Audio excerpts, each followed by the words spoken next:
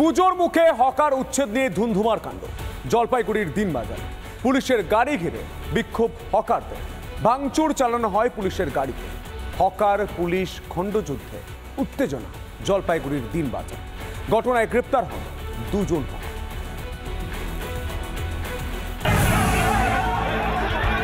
ফুটপাত দখল মুক্ত অভিযান ঘিরে তুলকালাম জলপাইগুড়ির দিনবাজার। পুলিশের গাড়ি ঘিরে বিক্ষোভ, চলে হামলা ভাঙচুর, উত্তপ্ত হয়ে ওঠে পরিস্থিতি।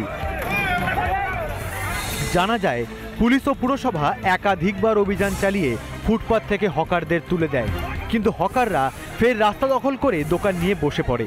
পুজোর মুখে আজ ফুটপাত দখল মুক্ত করতে যায় পুলিশ। কিছু দোকান রাস্তা থেকে সরিয়ে দিলে ক্ষিপ্ত হয়ে ওঠে হকাররা, শুরু হয় পথ অবরোধ। এরপরেই পুলিশের গাড়িতে চড়াও হন হকাররা। রাস্তার উপরে দোকান তুলবে, সবার দোকান তুলবে। খালি দিনবাজার রাস্তার উপরে দোকান তুলবে কেন? না এখন পুলিশ তুলবে কেন আপনাকে? ওরা যে আমি বললাম যে ওই জন্য দিনবাজার লোক পেটে লাথি মারবে কেন? না বলছি কি কারণে আপনাকে তুললো? আমি ন্যায় চাইছি জলপাইগুড়িতে। আমরা যেটা করেছি ওর মধ্যে আমরা যে লোক ছিল ওনাদেরকে অ্যারেস্ট করেছে, সেটা আমরা আইনি মতো অ্যাকশন নেব। সবাই জন্যই আমরা করেছি। রাস্তায় ঘাটে ওরা এনক্রোচমেন্ট করবে তো মানুষ যেতে পারবে না, দোকান ঘাটে ওরা মানুষ যেতে পারবে না। সেই জন্য দরকার আছে কি, আর যেটা ওর মধ্যে বাধা দেবে তার উপরে আইন মতো অ্যাকশন নেবে। হকাররা প্রতিবাদ ভাঙচুর চালালেও দিনবাজারে ব্যবসায়ীরা পুলিশের এই অভিযানকে সমর্থন করছেন। আমরা স্থায়ী ব্যবসায়ী, আমরাও চাই ফুটপাত দখলমুক্ত করে ব্যবসা হোক, রাস্তাটা পরিষ্কার থাকে। যেমন প্রশাসনের যেরকম অসুবিধা হচ্ছে আমাদের অসুবিধা হয়, সেটাই আমরা প্রশাসনের সঙ্গে একসঙ্গেই আছি। প্রশাসনকে উচিত আমাদের সঙ্গে বসে বা পৌরসভার সঙ্গে বসে একটা সুষ্ঠু সমাধান করা। এটা ঘটনা ঘিরে উত্তপ্ত হয়ে ওঠে দিনবাজার চত্বর। পরিস্থিতি নিয়ন্ত্রণে আনতে লাঠি চালায় পুলিশ। জলপাইগুড়ি থেকে সুবীর এসের রিপোর্ট, রিপাবলিক বাংলা। বড় খবরে নজর রাখতে হচ্ছে হাওড়ার রেড ক্রস হাসপাতালে তৃণমূল নেতার দাদাগিরি, হাসপাতালে কর্মীদের মারধরের অভিযোগ, হাসপাতালে কর্মীদের হুমকিও দেওয়ার অভিযোগ। হাসপাতালে পরিচালন কমিটিতে তৃণমূল নেতারা জায়গা না পাওয়াতেই হামলা চালানো হয় বলে অভিযোগ কর্তৃপক্ষের। আবারও থ্রেট কালচার। যদিও সমস্ত অভিযোগ অস্বীকার অভিযুক্ত তৃণমূল নেতার, তার দাবি ভ্যাকসিন দিতে অতিরিক্ত টাকা চায় হাসপাতাল কর্তৃপক্ষ। প্রতিবাদ করায় তাকে মারধর করা হয় বলে অভিযোগ অভিযুক্ত সুরজিৎ সাহার। কি অভিযোগ উঠে আসছে শুনবো।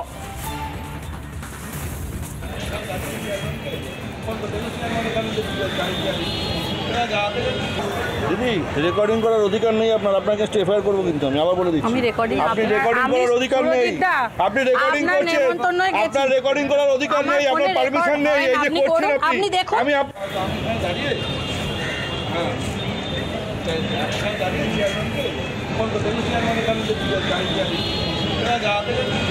দিদি, রেকর্ডিং করার অধিকার নেই আপনার, আপনাকে এফআইআর করবো কিন্তু আমি আবার বলে দিচ্ছি।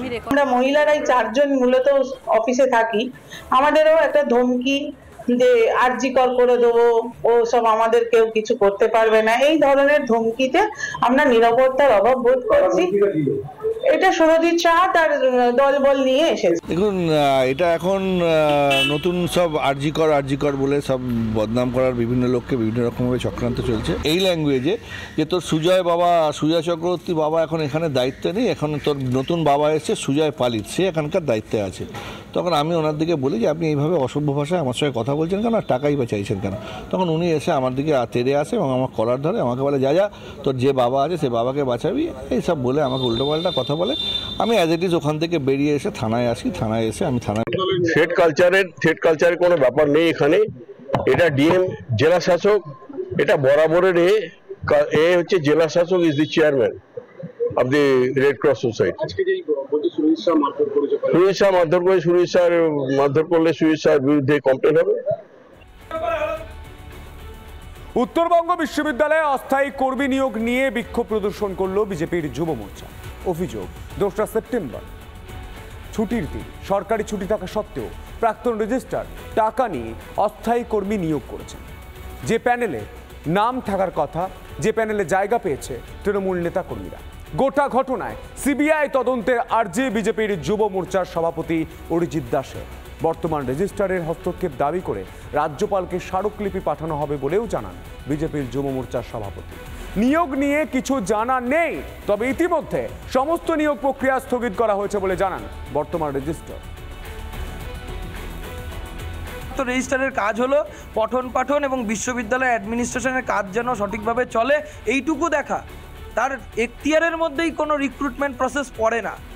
তাহলে একজন ভারপ্রাপ্ত রেজিস্ট্রার তার শেষ দিনের দায়ের ঠেলে দেওয়ার জন্য একটা দায়িত্বজ্ঞানীনের মতন একটা কাজ করে দিয়ে উত্তরবঙ্গ বিশ্ববিদ্যালয়কে কালিমা লিপ্ত করলে প্রাক্তন রেজিস্ট্রার কি করেছেন না করেছেন সে সম্পর্কে আমি কমেন্ট করার মতন পরিস্থিতি বা ইনফরমেশন আমার কাছে নেই, so I should not be commenting, simple as that. আমার কাছে কোনো ইনফরমেশন নেই বা কোনো কাগজপত্র নেই যে উনি কী করেছেন না করেছেন, দ্যাট ইজ হিজ ম্যাটার।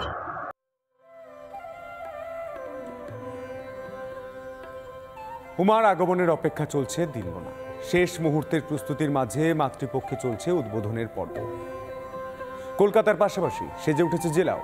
পূর্ব মেদিনীপুরের কাঁথির জনপ্রিয় নান্দনিকের পুজোর উদ্বোধন করলেন রাজ্যপাল। গুজরাটের মন্দিরের আদলে তৈরি হওয়া মণ্ডপ থেকে ঠিকরে উঠছে প্রতিবাদের আগুন, উঠছে অভয়ার বিচারের দাবি। পূর্ব মেদিনীপুর জেলার সবথেকে বড় পুজো কাঁথির নান্দনিক ক্লাবের যে দুর্গাপুজো মন্দির যেটা আমরা দেখাচ্ছি, এই মন্দির কার্যত গুজরাটের একটি পুরনো নাট মন্দির আদলে কিন্তু তৈরি করা হয়েছে।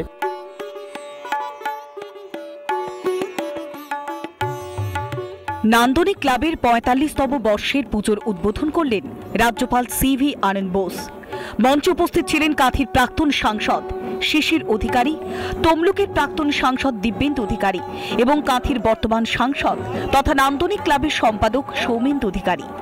প্রদীপ প্রজ্বলনের মাধ্যমে পুজোর উদ্বোধন করলেন রাজ্যপাল সিভি আনন্দ বোস। পরমপিতার কাছে পরিত্রাণ চাইব, যেখানে মা দুর্গা মহাদেবের পাশে বিরাজ করছে, সেই শিবশম্ভুর কাছেও আমরা আশীর্বাদ চাইব। রাজ্যের সামগ্রিক পরিস্থিতি নিয়ে মায়ের কাছে প্রার্থনাও করলেন শিশির অধিকারী। পাশাপাশি অভয়ার বিচারের দাবিতেও সরব হলেন শিশির।